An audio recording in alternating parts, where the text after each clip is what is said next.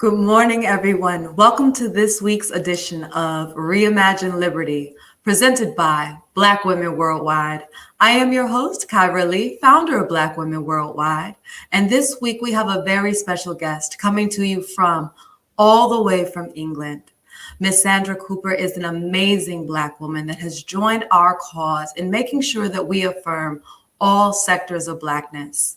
Without further ado, I would like to bring on Miss Sandra Cooper to discuss with us today different issues that have happened in our week. Hi, hello. Hello, Sandra. How are you? I'm fine, thanks, Kira. How are you? I'm doing just fine. Fine. How's your week been? It's been pretty good, actually. It's been not too bad. We're enjoying the lovely weather that we've got here now in London for once. Fantastic. Yeah. I love it. I love it. So I was looking through your bio and there's so much good stuff. So we're going to get right into it. First and foremost, what industry are you in? I'm in the oil industry, in oil shipping at the moment. And I've been in the industry for approximately coming up to 20 years now. In doing the role how did you find your way into oil shipping? I stumbled into it, actually. It wasn't the industry I initially wanted to get into. And leaving school, wanted to do the fashion industry and then wanted to go into a housing market, trying to sell property. And then somebody said I wanted to get into trading, but I wanted to try and do open outcry. So, you've got the big open pits, the guys in the different colours shouting. But there was no way of knowing how to access that, how to get that source of information of how you can break into that world. So then started to do finance, part qualified accountant, and I ended up working for a company, if you can remember them, called Texaco, the American-based company. So I worked for them as an accountant, and then an opportunity came up on the trading floor, and I guess the rest is history. And that's how I managed to break my way into it. So you have definitely reinvented yourself several times along the way, huh? Yeah, you've got to. Sometimes you have to go 2 steps back to come a few steps forward. So I was willing to do that, and I've done it, and it's paid off. So inside of oil trading, what does it feel like to be a Black woman in that space? At the time I joined 20 years ago, there was hardly any Black women at all. And the few that were there were more in your, how can I put it, more stereotypical roles, which would be more in your finance, or there'll be the cleaners. So to see somebody like me on the actual trading floor doing the shipping, etc., it was a bit of a shock. And you definitely knew you were the minority. There was no support as such to say. There was nobody there that you could look, or comrade you can, how can I say, so that you could talk to and express how you were going through, or issues you were going through. There was nobody there that you could have that kind of conversation with, who would understand the strifes and the struggles of being given a lower bonus, or not necessarily be given a pay rise, or just the way you had to, it be made more difficult for you to apply for jobs, to be excuse after excuse as to why you were not given that opportunity. So that was really difficult on that point. But what you had to do is just to believe in yourself as a woman. Believe in yourself is to say that, okay, I might not have all the qualifications, but I know I've got the common sense and I've got the determination to do the job. And that's what pushed me through. And then plus, I don't mind when somebody gives me a bit of a challenge. If you want to make my life difficult, I'm quite happy to prove you wrong. So those people that did make my life difficult, I've learned to say thank you to those people who made my life difficult at the time. I love the audacity to be brave, and I love the audacity to be yourself. That's fantastic. Yeah, definitely. Because there's only people like that it's their fear that they're showing you, really, at the end of the day. It's their colours, and the colours are their fear. And if they fear you, that means you've got your power. You are powerful. And absolutely. If I came into that industry, which I did without the qualifications, just through hard sweat, working all hours, and I managed to get to that point, can you imagine how more dangerous I would be if I actually had gone and studied? And that's how absolutely. I see it. So if you're fearful of me already without having everything, there you go. So I thank them. So you have arrived on the trading floor without a formal degree. You were self-taught, self-driven, and self-made. Is that correct? Pretty much, yes. Pretty much. I did do. I managed to do a degree in my mid to late 30s. I won't go too much into my age. And I managed to get my degree in chartered shipbroking, and that was working full time, studying part time, and I got my degree, and I became became a fellow in that as well. And from that achievement, I ended up becoming the first Black woman to sit on the Chartered Institute of Shipbrokers in London, which was one of my great successes. So it does pay Well off. done. It does pay off. Yeah. Absolutely. Yeah. I am here for it. So in Yeah. the event that you decided to go back for formal schooling, what was the final motivation? What decided or pushed you to actually go and take that step? It was the fact that there was so many stumbling blocks that I was coming across for me to progress and move further. There's only so much that your common sense and so your streetwiseness can push and bring you to. And because I wanted to try and climb up higher, the higher I wanted to climb up, it was the more this thing of what's your qualification? Have you got this certificate that was presenting itself to me? So I thought, well, if this is what I need to go that next step, then I'm going to do it. Let me at least try to do it. And then plus it's another challenge for me. You know, it's like if you don't push yourself or push yourself out of that comfort zone, nothing grows. You never know what you're capable of. I love the fact that you are unafraid to improve and you are unafraid to admit that there is more work that could be done. Just readily Yeah. having an attitude of challenge accepted. I'm here for it. Yes, definitely. And I think you could apply that to life as well. You know, everybody I think has the fire in their belly. It's just what is it that you come across in your life to, you know, ignite? But I think we all do have it, and that's what was my driver. Let's get into the climate. For those of us that haven't traveled to England just yet, I definitely recommend. But we have a lot of misconceptions between the States and the UK in terms of what Okay. feeling Black, you know, can look like, what being Black can look like. So what does being Black in the UK space feel like today? Today, you feel like we have a lot more options. Sometimes I think maybe the kids might have a bit too many options, but from where I was, it was very limited from where I was growing up. To where we are now, it's more like the world's your oyster now. It's positive to be Black. It's great that we are now embracing our skin tones, our cuisines, the way we dress. You know, someone's a bit quirky, a bit crazy. The colours that we can bring, designs, the patterns, even our mannerisms. You know, is something that we can now implore. It's something now that we can like be proud of and not hide. Or we have stuff like the music. So many things have been. That is what the Blackness now is. It's not something that you should hide and only bring out when you're amongst your own. It's like, this is who I am. You know, and that's where I think where the UK is at the moment. So it's cool to be Black at the moment. We are still setting trends. No, well, I think we will always be the trendsetters, to be honest. I agree. I will always be, yeah. So let's dive into some of the current events that have affected both countries. We recently received news of Meghan Markle's interview, and I'm sure that local news has a different story than what national news may have communicated. So for Black women in the UK, what was some of the feedback about that interview? How did that feel from your space? You could see that a lot of the messages and a lot of what was communicated in that interview, you knew that it was racism. You knew that that's what they experienced. You knew why they chose to leave the royal family. For us, it was of no surprise. It's an institution. It's been built on race. It's been built on slavery. It's been built on so many things. And it's only because we have the power of the social media why it's now become so public, mainstream news. But for us, it was no surprise. I'm surprised that people didn't think it was there. That's what the whole thing is, you know.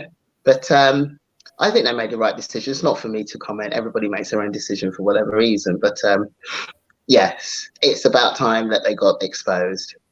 And it's, of course, it's no surprise. I was also very surprised at the number of people that doubted that statement. I was very surprised at the number of people that doubted her experience. Yes. And I call that something people like to say it's like a white fragility. Those are the people that were the ones that are giving her the most. We've got Piers Morgan, who's, you know, I'll try not to swear. You're but I welcome to think, be yourself. This is an adult show for sure. but you know, I think this is where the white fragility has been also something else that's been exposed, something that's been brought to light. And I think we always knew it was there, but I didn't know the words to use to describe it.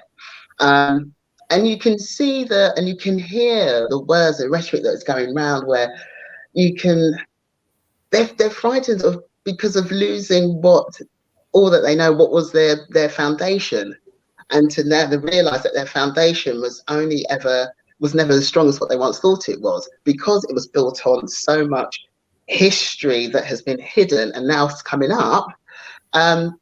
It started to rock their boat a bit. It's like going, oh my God, you know, it's like they've woken up.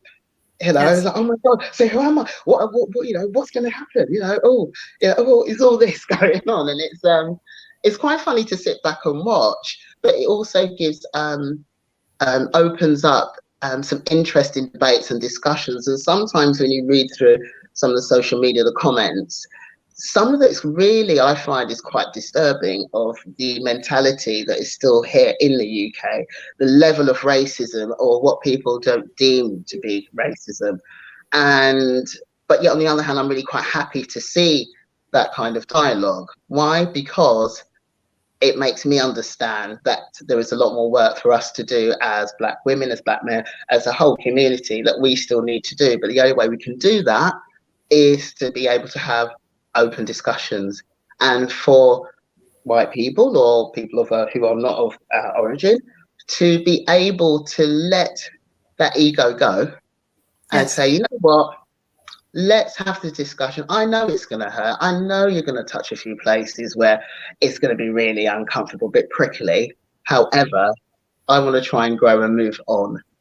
And we need to try and somehow get that kind of dialogue to start. And I think it is slowly with the younger ones, but it's more the older ones which we have to try and convince. But you know what? I think it could be doable. Or at least start. Why is it important for us to push this white awakening? And I'm calling it a white awakening because we've always known it was there. We're not confused on the existence of the racism. We're not confused on the size of the problem. But why is it important for us from a global space to push this conversation? Because I think we've all had enough, plain and simple. We've all had enough of being, you know, second or third class citizens. We're tired of having our history hidden, pushed to one side, or that didn't really happen. We're tired of having to hunt down to know what our right is, or to know who we are as a people and as a nation. We're tired. It's enough now. It's enough. And I think we've got the capacity to access this information that's been hidden, or more so it's coming to light, that it just needs to be done. There's some things there in life that just needs to be corrected, and this is just one of the things that do need to be corrected. We can't go through another X amount, hundreds of thousands of years of going through this ridiculous, narrow-minded way of living. And I think if once we can start opening up our minds, we can learn so much more from each other. We can get on to more important things with regards to life. You know, life is not just about race. It shouldn't be about race. You know, it should be us as humans, developing, growing, you know. Inside of this last week here in the States, we've had a great deal of tragedy. We've had a great deal of national news that has been a bit emotional. You know, I would like to send out condolences to the family of Dante Wright, who was just shot and murdered at 20 years old by an officer for no reason at all. Inside of the UK, are you all battling forms of police brutality that specifically target the Black community? Yes, and we always have done for many years. Again, it's also always been covered up. Brutality on the streets or within police cells. Primarily, we've had our case, and we've had enough of our issues with regards to that. It's not just an American thing. I think wherever there are going to be Black people, and we are a minority, we will always experience this. So it's not just down solely to something that America is experiencing. We also do experience it. And also, I think it's good to see that we are all coming together. I think with George Floyd, it's also brought it to a global forefront that we all now coming together. But I don't want things to start getting, how can I put it, desensitized to things, and which is where I'm a bit frightened of where this could potentially going. But the momentum still needs to be kept up. It's definitely been kept up here in the UK. We've not forgotten what's happened to George Floyd, to Dante as well, and to other people here in the UK. And we will continue to fight and stand up for what we know is right, and bring and expose the police force and the institution in which we're residing.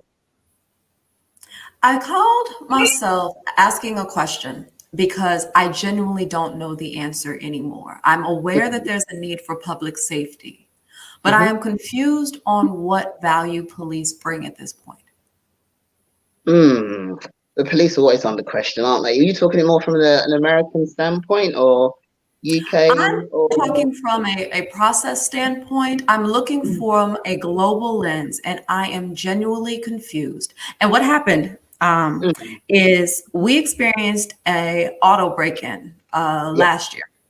And so, you call 911, the police show up, and I was deeply confused by their process. There was no crime scene processing. There was no, fingerprinting of the car. And the ironic part was down the street within earshot, another car alarm was going off when they arrived. So the person was actively moving down the street, breaking into cars as we speak. LAPD informed us that it's not their job to process crime scenes. There's a separate group for that. And so my question was, well, then why were you sent? Yeah. And they said the public has an expectation that when you call, someone is to show up. Yeah, I was so confused because I said, I didn't ask you to show up for sympathy. I was calling for a service. I had the expectation that you would assist me in some way. And they were very clear, that's not what we do. Okay, so number one, it's a public service, so I guess they do work for us. I'm not justifying them at all. I guess they will have a level of what is important and what isn't. What do they need to put their police resources to? What is more important? Not trying to dumb down the incident at all, but I guess this would be on a very low priority on their list of things to do. And I'm not saying it's right or wrong. Don't get me wrong. Here. But I think policing now is going to be very difficult because there are so many things that they have to look out for as police. And please trust me, I'm not singing their praises. I'm trying to see both sides of the coin here. Being fair is important. Yes. Yeah. And, there's lots of things that they do have to fight. A lot of them are unseen, being weapons, etc. But also, I think we do, for even the most, what we call minor of incidences, we should still have somebody that comes out, still pays the attention, still treats that incident as something which is still important, and give us what is required as the public who they are supposed to be working for. So maybe it's just might be they need to address where they deploy their police officers and what they consider as being important and what's not so important, but they shouldn't really necessarily brush it off either. It's so interesting because when I look at processes, I'm looking at the design of the system itself, right? Being a trader in your own right, whatever your level of decision making, the process is only good as the result that it delivers. Right. And so when I'm looking at justice and I'm looking at the fact that in COVID-19, folks are still getting mailed tickets, right? They're not running out of folks to send you parking tickets. They're not running out of folks to request that you pay taxes. They're not running out of folks to make sure that when crime is committed, you are then processed with the resources. But as a citizen that is not committing crime, I don't have access to assistance. Yeah. And that's absolute madness, isn't it? It should be the other way around, right? We would think that you would be giving the energy and the resources to those that are not on the wrong side of society. And that doesn't seem to be the case. No, it doesn't. It doesn't. But maybe it just shows that those who are on the wrong side of society are actually really draining the resources that are there that are supposed to help all of us. You've got to see it on that side, because that's more of an unknown. And the more of an unknown is the more people I'd assume you'd want allocated there to hedge your bets and to keep you covered, rather yourselves. And no, that's a less of a risk. So you don't necessarily need to employ as many people to look at that. There's more high risk stuff they'll have to put more men or women into. And maybe I guess that's where they're falling down. Who knows? Low-hanging fruit does tend to be attacked first. That is a typical pattern of human behavior. I'll succeed to that. Yeah. I want to dive into some of the layers of Blackness a bit, because one of the things in this conversation that I love to give energy to is the fact that our solutions are not simple. And they're not simple because we're a complex people. Being Black has layers to it. Correct. So inside of yourself, you are British Black, but you are also Jamaican born. Is that correct? My parents are from Jamaica, correct. Your parents are from Jamaica, and you happen to be from London. Correct. Do you identify as being both British and Jamaican? I do. But small, that's as far as it goes, really. If I was to go to Jamaica, I would not be accepted. Put it that way, you'll stand up like a sore thumb. Jamaica identity goes as far as my parents, and with regards to my brothers and sisters, I'm one of the first British born here. How do I identify? Identify myself as being British here first, being Black, actually being human first, to be honest. If you want to put it down that way, human first and everything else thereafter. I love it. And in myself. We have an interesting way of spelling Black here at Black Women Worldwide because of that diversity that you just described. In that, depending on who my audience is, these different parts of my history become relevant or irrelevant depending on the space I'm sitting in. And it's difficult. It's difficult to capture all of that. Yes. Does it not depend on who you're sat in front of or who you're talking to about what layer you show or how many layers you show? Do you think that would apply? Because I think it does. Yeah. I do. Yeah. I do. I absolutely do. It's inside of your diversity. Yeah. Is it difficult, or do you find that it can be exhausting to navigate what parts of yourself to share as a Black woman, depending on who you're speaking with? It used to be, and I think that was more so when I was like working with regards to my career and stuff. It was a lot. You had to say dampen down a bit of your Blackness as such, without sounding any disrespect there anyway. But you had to temper how you would react, how you behave, and how you'd speak. Don't get me wrong, you're not losing all your Blackness. You're just adjusting it and you're tweaking it to your environment.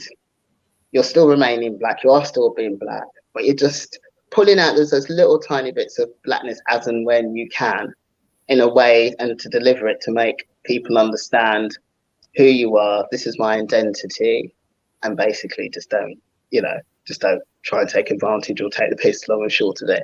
And then amongst with friends, I am who I am. There's no need for me to hide my Black. I can't hide my colour. I can't hide it. This is it. You walk into any room, that's what you see first is my colour. So I can't hide it, especially amongst friends. And with my peers of friends, it's all mixed from all different cultures. So we see everybody's layers.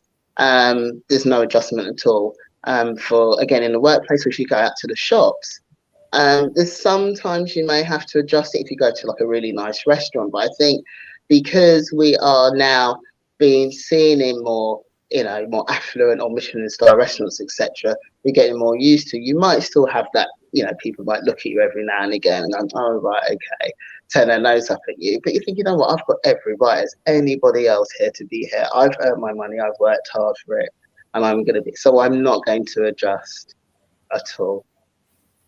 And I I think for the find workplace, it beautiful.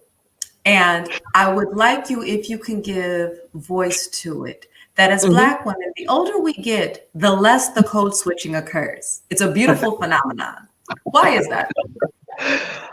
because you get confident, you become confident in who you are. You know who you are as you get to an older woman. As old, yeah. It's like one day you go to bed and you've got like your few insecurities and you're not quite sure where you're going in life, or or you have those moments like think, oh, I shouldn't have done that, I shouldn't have done this. And then you get to this point where you just go, you know what, this is who I am. If you don't like me, then you don't take me at all. I don't care. I'm enjoying me, I'm loving me, I'm enjoying all the things I used to be insecure about. And this is what makes me up, and this is what makes me my character and who I am, and have the people around me that love me because of all of this and more. So I think it's with regards to blackness, it's empowering to see more and more Black women on your social media, in your newspapers, even though there could be a bit more. And those without the whole sexualization thing, that's a different story. But to see the more positives, like having platforms like this, it's good. It's nice to look on the website and see some like real positive, really good stories and tales, even from the young ones coming up. You've got like the Nike promotion you said on the website, and that's absolutely brilliant. Thinking, oh my God, so all that we've done, all the stuff we've done in work, outside of work, helping communities, hospitals, wherever, is slowly starting to pay off because we're showing, teaching, and educating the young ones to say, I can be whoever I want to be without selling out myself or I can be whoever, and I can be a force to be reckoned with, and I can make a difference. I can see that my peers have made that difference for me to take that pattern and to carry it on. And I think that's what being a blackness is about. Was there a moment that gave you permission to stop tucking yourself in? I love the fact that self-awareness is driven by confidence. I very much believe that. Was there a moment where you actually decided, or your peers actually convinced you it was time to stop tucking yourself in?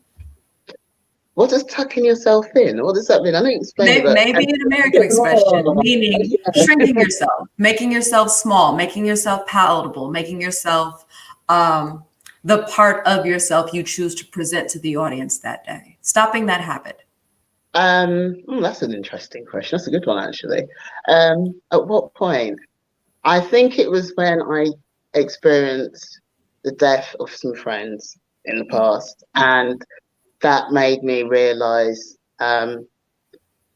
life is too short to be hiding yourself away and to be letting small, minute parts of you govern and control your life.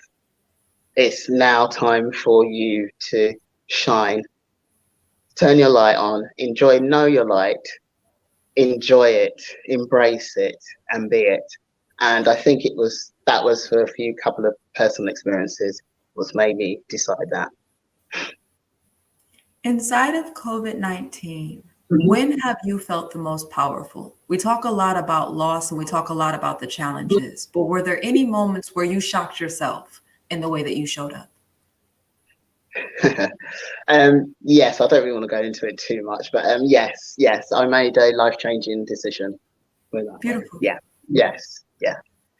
I think that what's interesting about the way that Black women have stepped up in the pandemic, and I'll share an anecdote of my own, is Uh-huh. that inside of challenges, we have a funny way of not knowing what's coming, but there's Yes, a powerful thing that's about to happen because you tested me, whatever that yes, looks like. yeah. The test was will I be able to cope with not, the day-to-day routine, because it was a complete maddening change. And I know for everybody, it was also about the mental health side of it. Will I be able to cope? Um, and then it forced you to reevaluate a lot of things in my life. And I'm sure everybody's gone through that reevaluation moment and have done things to put those changes, all those decisions in place, or you've learned to put to rest, or to put this, you've learned to look at yourself in the mirror. COVID forced you to look at yourself in the mirror, and so to look at yourself as a person, as a blackness, and as a whole. And that forced me to show up. That forced me. I turned my 50th and I thought, you know what, girl, you've just got to do your thing. You've just got to do it. And it's just because the whole world just stopped. All that was left was with your own thoughts. There was no way to escape, and you had to face them. That's what made me and forced me to show up. I love it. What's really interesting about all of this madness is I think it's coming from the forced self-reflection. Because folks are alone with their thoughts, there's a authenticity to the way that people are behaving right now. Love it or hate it, good, bad, or indifferent. We're getting all of you now. Yeah. Good, bad, or indifferent. We're getting all of you now. Yeah, you are. Inside of the types of experiences that you're having, moving through life as a Black woman in the UK, what are some things that you would like to see society leave behind in COVID-19? Whatever this new normal is about to be, you being the powerful Black woman that you are, what would your ask of society be? My ask of society would be to educate people more on their history, would be one thing. I'd ask people to do more about giving people opportunities to try and bring in a more equal level playing ground, regardless of whatever your colour is, and just do it purely on the experience and the knowledge and worthiness of the person. I think COVID-19 would want people to judge people less and to take people for who and what they are. That's all very much I can think of right now off the top of my head, really. These are good. These are gems. I think one of the things that's very interesting is that COVID-19 was very indifferent about class, race, gender. It didn't care. It touched us all in a very personal way. So it's interesting that the things that are dividing us inside of such a universal crisis still remain. It's very interesting. And I think the crisis is going to be with us forever, really. You're not going to forget this one in a hurry. It's definitely going down in the history books. And as a crisis, it's made you realise who was still in touch with people, society. Even the kids have suffered as well. You know, everybody right through the chain. Your parents, who was there, who wasn't there for you, or even if it's just a quick text message just to check. There's been a big readdress. There's been a big change. There's been a big realisation for everybody. Everybody has their own story, their own plight, their own successes, their own sadnesses.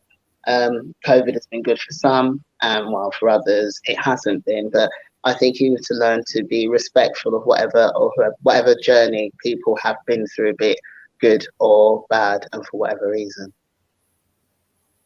Totally agree. Are there things about your journey currently in the workplace that have changed because of COVID-19? Is the way that people react to you as a Black woman different now that we are either working remote or that our processes have adjusted to COVID? No, because we've pretty much still got the same kind of position. I'm still there, second in charge to my senior manager.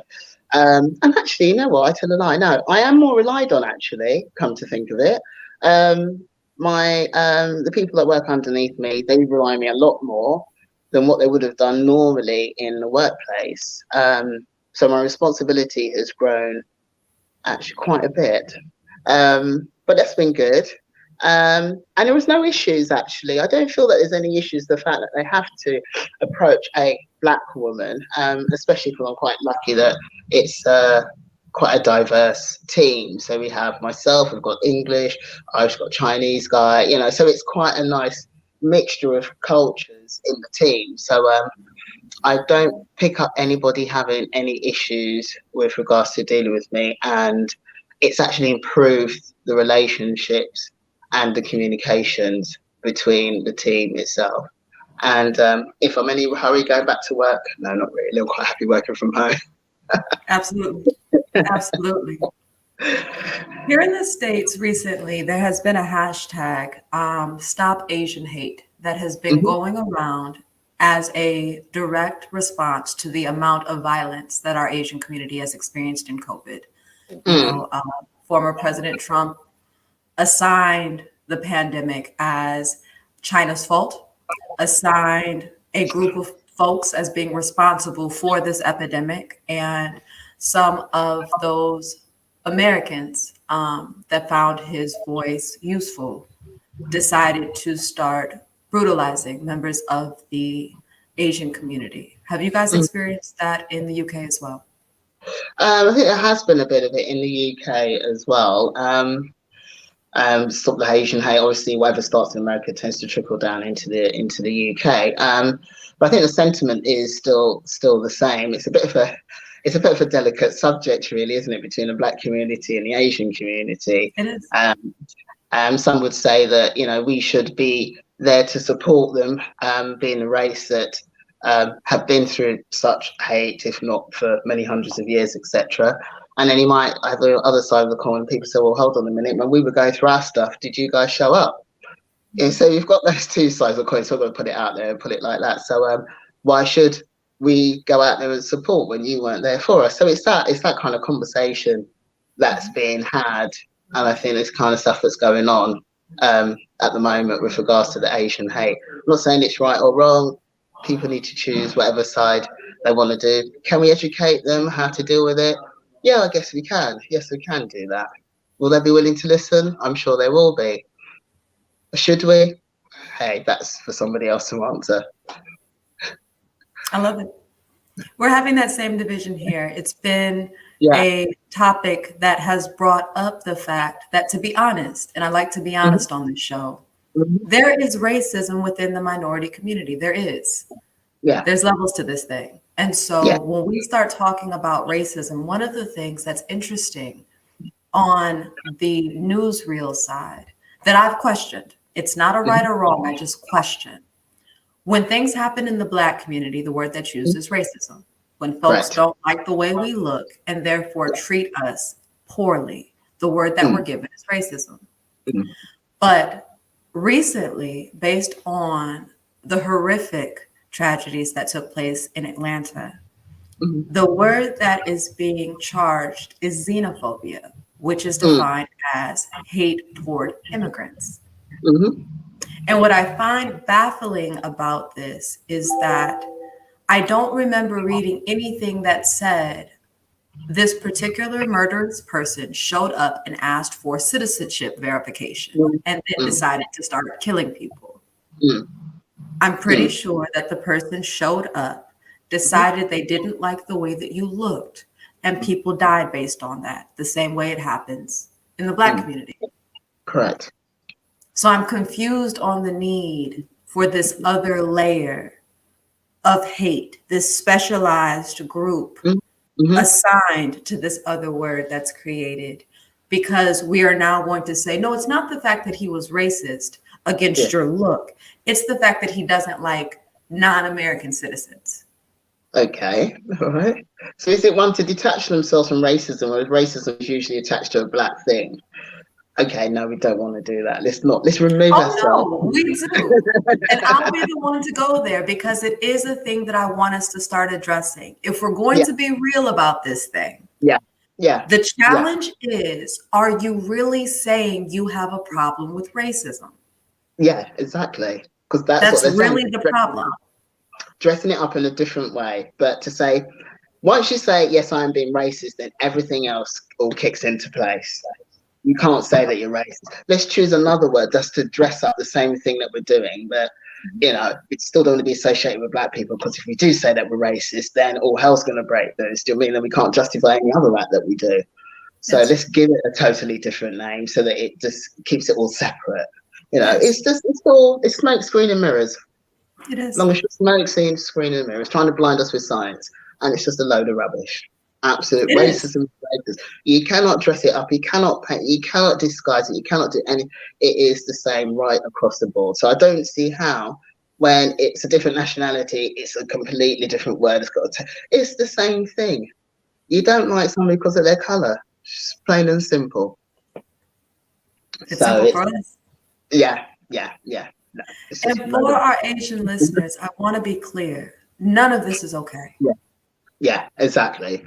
None of this is okay. We are very much standing in front of all of this hate on a daily Mm-hmm. basis because there's no not being Black at any moment. It doesn't go Mm-hmm. away. Mm-hmm. So Exactly. we are here with you in that this is intolerable. It's quite immature at this point, and it's Mm. not acceptable.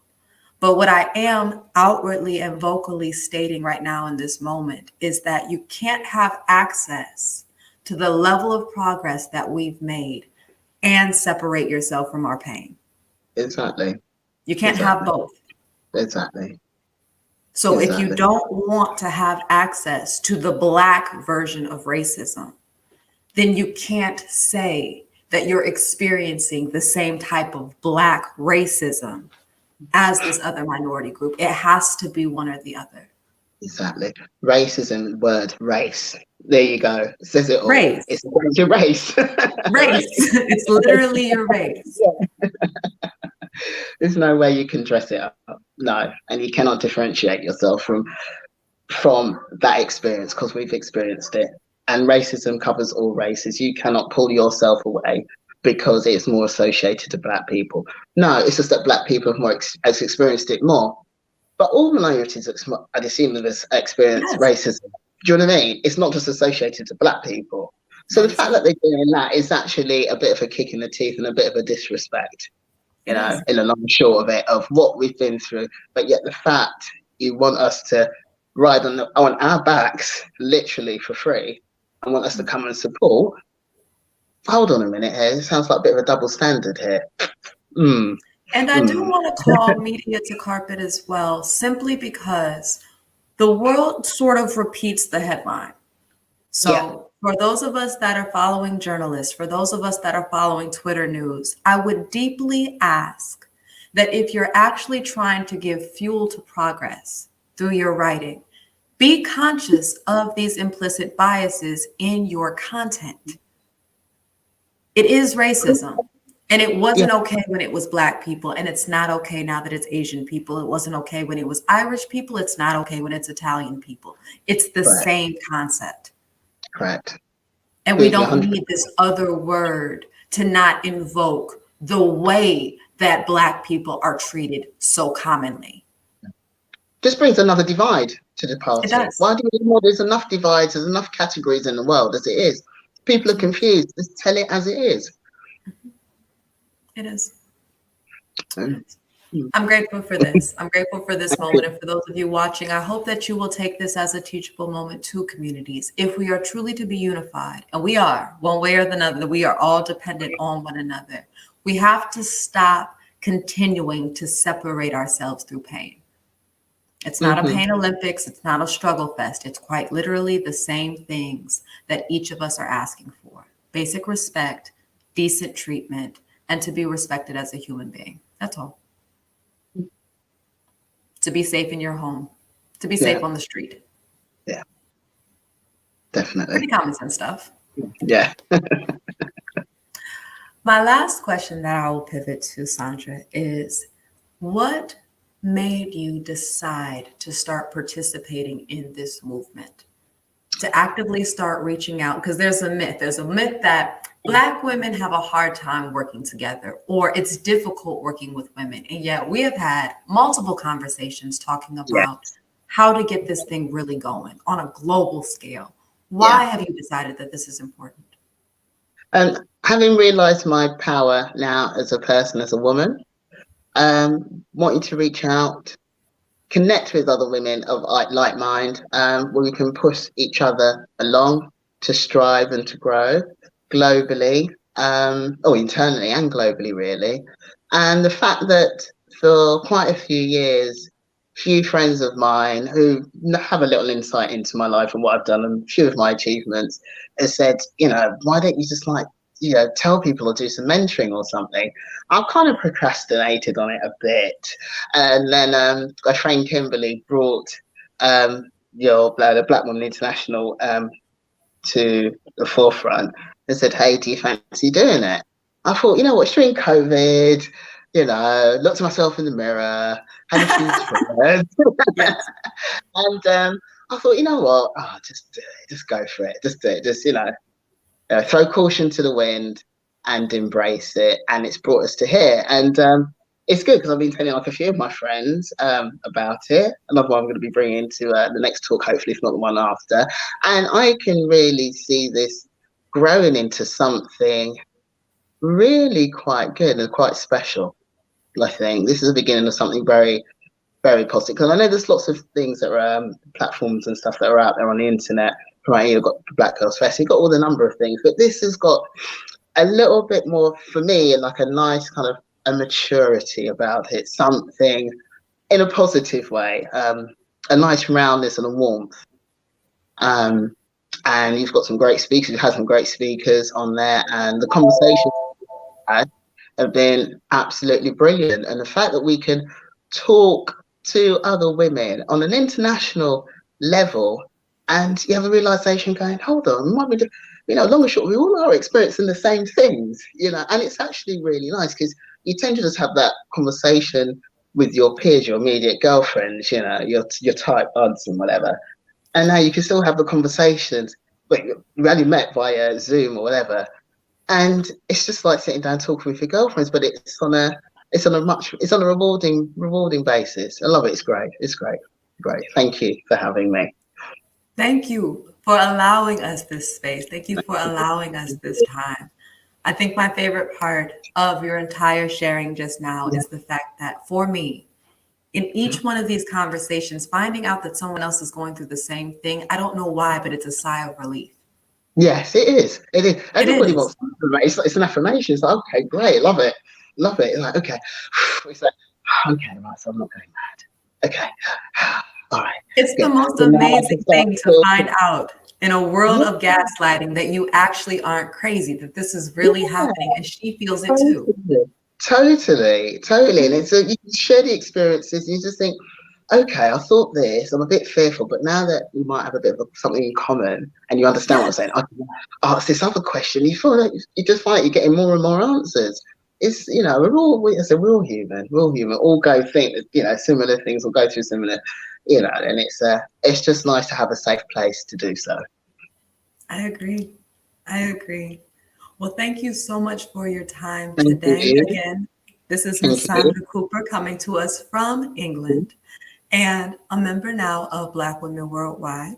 You can find this podcast recorded on our YouTube channel, Black spelled BLVCK, Women spelled WOMXN, worldwide.org. Follow us on Facebook, on Twitter, and on Instagram. And for Ms. Sandra, if folks wanted to get in contact with you for mentorship, what would be the best way to contact you? They can contact me on my Instagram, which I think was in the post, which is at Sandra Coop 351, and you can send me a direct message. That's one of the best places for you to get in contact. Sorry, I'm talking really fast, but that's one of the best places you can get hold of me. And that's Sandra Coop 351, and that's on Instagram. I appreciate you so much, Sandra. This has been amazing. Sorry, thank you, Kara. Check us out on YouTube. And again, this has been another episode of ReImagine Liberty. We will get there, y'all. We will get there together. So I thank you. And we'll be here at the same time, same place next week with another exciting guest. Thank you so much. And we'll talk to you soon. Thank you. Take care. Cheers. Bye. Bye.